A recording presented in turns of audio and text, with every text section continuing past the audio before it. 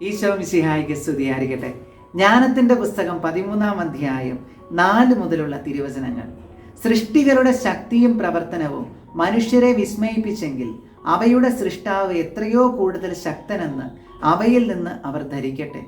സൃഷ്ടികളുടെ ശക്തി സൗന്ദര്യങ്ങളിൽ നിന്ന് അവയുടെ സൃഷ്ടാവിൻ്റെ ശക്തി സൗന്ദര്യങ്ങളെക്കുറിച്ച് അറിയാം. ഈശോയിൽ എത്രയും സ്നേഹം നിറഞ്ഞവരെ, വചനം പറഞ്ഞു വെക്കുന്നു, സൃഷ്ടികളുടെ ശക്തി സൗന്ദര്യങ്ങളിൽ നിന്ന് അവയുടെ സൃഷ്ടാവിൻ്റെ ശക്തി സൗന്ദര്യങ്ങൾ നമുക്ക് തിരിച്ചറിയാം. ദൈവത്തിൻ്റെ ഏറ്റവും ശക്തമായ, ഏറ്റവും സുന്ദരമായ സൃഷ്ടി അത് പരിശുദ്ധ അമ്മയാണ്. ഉൽപ്പത്തി പുസ്തകം 1:27 ദൈവം തൻ്റെ ഛായയിലും സാദൃശ്യത്തിലും മനുഷ്യനെ സൃഷ്ടിച്ചു. ദൈവീക സൗന്ദര്യം അതിൻ്റെ പൂർണ്ണതയിൽ നമുക്ക് പരിശുദ്ധ അമ്മയിൽ കണ്ടെത്താനാകും. പിതാവായ ദൈവത്തിൻ്റെ പൂർണ്ണതയുള്ള കരുണയുള്ള മുഖം പരിശുദ്ധ അമ്മയിൽ കാണാം എന്നാണ് വിശുദ്ധനായ ജോൺ പോൾ II മാർപ്പാപ്പ പറഞ്ഞു വെച്ചിരിക്കുന്നത്. പ്രിയപ്പെട്ടവരെ, ഒരു കൊച്ചു കാര്യം പറഞ്ഞുകൊള്ളട്ടെ. കണ്ണിൻ്റെ വിശുദ്ധി നഷ്ടമായിക്കൊണ്ടിരിക്കുന്ന ഒരു കാലഘട്ടത്തിലാണ് നാം ഇന്ന് ജീവിക്കുന്നത്. അച്ഛൻ ചൊല്ലുന്നൊരു പ്രാർത്ഥനയുണ്ട്. അമ്മേ മാതാവേ, അമ്മയുടെ നിത്യ സൗന്ദര്യം കാണുവാൻ, എൻ്റെ കണ്ണിൻ്റെ വിശുദ്ധി കാത്തു സൂക്ഷിക്കുവാൻ എനിക്കായി പ്രാർത്ഥിക്കണമേ. ഇത് നല്ലൊരു പ്രാർത്ഥനയാണ്.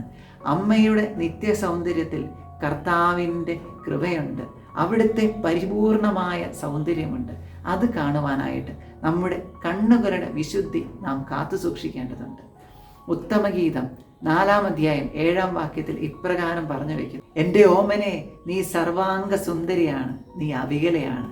പരിശുദ്ധ അമ്മയോടും പറയാം, അമ്മേ, അമ്മ സർവാംഗ സുന്ദരിയാണ്, അമ്മ അവികലയാണ്.